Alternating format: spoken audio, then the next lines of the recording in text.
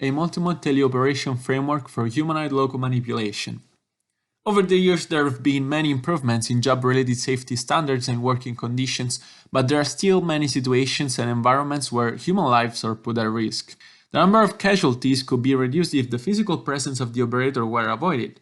For example, removing asbestos roof tiles is an operation that could be performed by teleoperated robots. This applies also for those inspection and maintenance jobs in the oil and gas industry, where workers are often required to enter confined spaces and expose them to toxic vapors. In the last decade, many research projects have investigated the use of humanoids for reducing risks and human worker fatigue, such as the DARPA Robotics Challenge and the European Union Horizon 2020 projects Walkman, Humanoid and Andy. In all these projects, humanoids are preferred over more conventional robotic platforms because their structure is a better fit for environments and tasks that are designed for and performed by human workers. Controlling these kind of robots can be challenging. Teleoperation can ease the control complexity and facilitate the interaction with the environment. The idea of teleoperating robots with virtual reality was first proposed by Susumu Taki, and the retargeting of the upper body joints has often been performed independently of the motion generation of the legs, which is crucial for balancing and locomotion. Indeed, the very first work did not consider the leg motions, but only retargeted the upper body motions. Kim was among the first to extend the robot teleoperation to walking motions, and in his work, whenever the operator walks, a human independent walking by the robot is triggered, and for the retargeting of upper body motions, only the arms are involved. And a similar approach has been adopted to teleoperate the iCab robot in an immersive scenario using a virtual reality headset and a walking platform.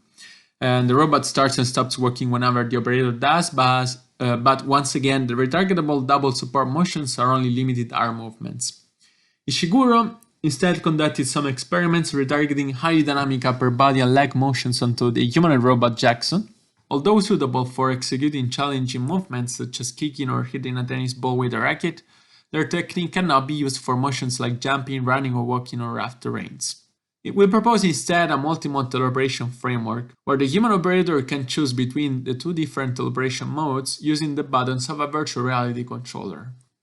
A low-level approach for full real-time control of the robot via motion retargeting, or a high-level method to command walking or pre-optimized task trajectories. So the reason for the two distinct modes is that the retargeting is essentially kinematic, and so not effective for online teleoperation of dynamic motions like walking or stepping. In our experience, retargeting of walking is not a viable solution for three reasons. The stride of the robot is typically shorter than the operator's. The robot foot trajectory is often optimized for balance and impacts, while in a foot trajectory retargeted from the human, these aspects are not considered. And since humanoids cannot walk as fast as humans, in a retargeting context, the operator will be forced to walk in an unnatural way, ultimately leading to an inefficient robot locomotion. So let's get to the low-level teleoperation mode. The human posture is tracked by a motion tracking system, in our case the Xsense motion capture suit. The data are then mapped to feasible corresponding joint values for the robot. To achieve dynamical balance, the references are corrected by a stabilizer and then fed to the whole body robot controller. The latter is formalized as a multitask quadratic programming controller, where the task references are the desired robot posture and poses and its stabilized center of mass. So, in the joint retargeting module, the Xsense skeleton's degrees of freedom are assigned to the corresponding ones of the iCab robot. Then we consider the joint angle variations of the human with respect to the starting posture to compute the corresponding instantaneous values of the robot joint angles. The same approach is used to retarget the relative Cartesian position of a body segment with respect to a base link, with the difference that the variation of the human positions has to be properly scaled by the human-robot limb length ratio. To chart the human center of mass, we use normalized offsets, for which we then reconstruct the robot center of mass ground position. We consider the ground projection of the human center of mass. Its position with respect to an arbitrary fruit, let's say the left, is projected onto the line connecting the 2 feet, and the result is then normalized to obtain an offset comprised between 0 and 1. So when the human is in a symmetric pose, the offset is value around 0.5. When the human stands on a single foot, it's either 0 if it's standing on the left foot or 1 if it's standing on the right foot. And the robot center of mass ground projection is then reconstructed on the line connecting the humanoid's feet by means of this offset value. To also retarget the center of mass changes that are not onto the line connecting the feet, we can apply the same concept while considering the maximum backward and forward center of mass displacement in the orthogonal direction of the line connecting the feet. So the resultant retargeting motion is not guaranteed to be dynamically balanced. And in our teleoperation approach, you want a dynamically balanced center of mass trajectory. We will adopt the linear inverted pendulum model to properly modify the reference trajectory. So by employing the dynamic equation of the linear inverted pendulum, we set up a QP optimization problem that provides a correction of the desired center of mass at each control iteration that satisfies the humanoid's balance condition. So basically we modify the center of mass reference such that the zero moment point of the linear inverted pendulum is at all time inside the subperpolygon. The stabilized center of mass reference, Cartesian tasks, and postural tasks are set as referent tasks in the multitask QP controller.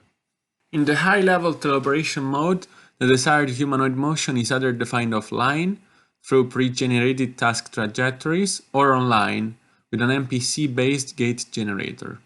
Pre-generated trajectories are triggered by the operator depending on the situation. For example, in our experiment, the robot moves its feet apart to pick up the box more effectively. Other tasks or repetitive movements like standing up can be recorded offline and replicated for a quick and precise execution. I will also recommend the use of this option to make the robot perform motions that are not ergonomic for the operator or can be uncomfortable to perform. The online gait generation is based on an MPC scheme. The joystick provides reference velocities.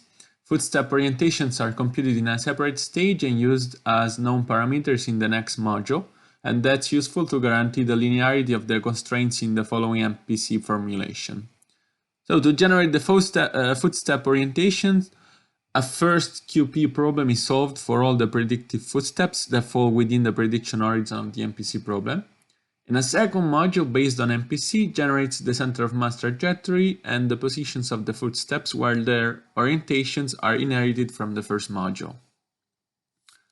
So at each time instant, the MPC solves a QP problem on a prediction horizon based on a prediction model and constraints. We use as the prediction model a dynamic extension of the linear inverted pendulum with an additional integrator of the input, so that the zero moment point velocities are used as the control input.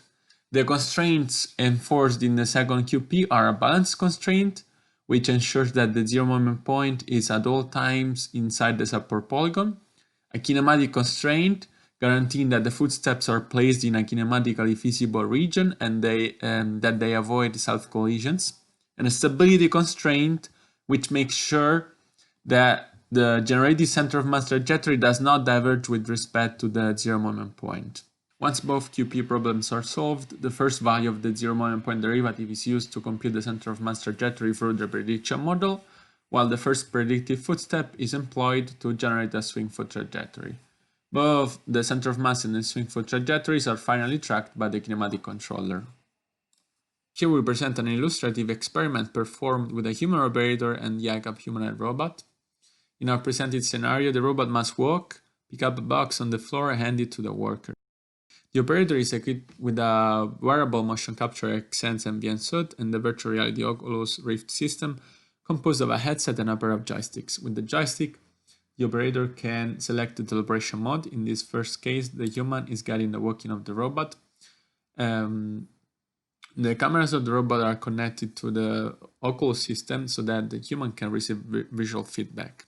When the robot reaches the box, the human stops the walking, and by pressing a button, it can trigger the execution of a pre-generated offline movement, in this case, moving the feet apart. Then, by selecting the low-level teleoperation mode, the human operator can fully control the robot and pick up a box and hand it to the human worker. It's possible to envision other scenarios in which our multimode teleoperation framework can be applied. For example, the operator might switch to the low-level mode to use control panels, open doors, or recover items. The current limitation of this framework is the absence of haptic feedback, but we work on it in future work. Thanks for watching.